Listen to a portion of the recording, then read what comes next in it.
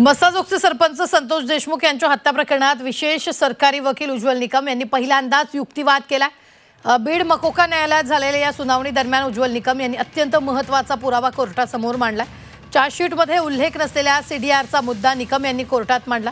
त्यातून फरार कृष्ण आंधळेंना वाल्मिक कराड आणि विष्णू चाटेला 3 वेळा फोन केल्याची माहिती समोर आली आहे। तर या सीडीआरमुळे वाल्मिक कराडचा संतोष देशमुख हत्येची असलेला थेट कनेक्शन उघडकीस आले। दरम्यान आजच्या सुनावणीत उज्ज्वल निकम यांनी देशमुख हत्येचा संपूर्ण घटनाक्रम कोर्टात सादर केला। दरम्यान संतोष देशमुख प्रकरणी आजची सुनावणी संपली असून पुढील सुनावणी 10 तारखेला होणार आहे।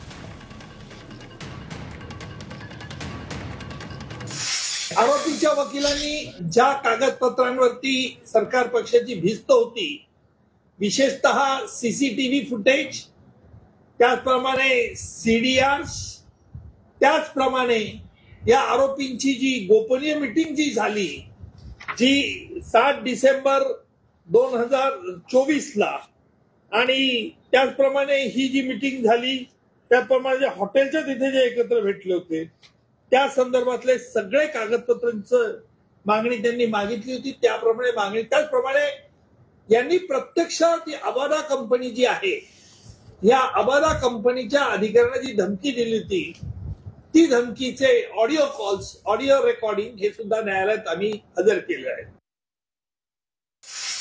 महत्वाचे साक्षीदार आहे, त्यांची ओळख ही गोपनीय न्यायालयाने ठेवावी अशी न्यायालयाला विनंती केली आहे।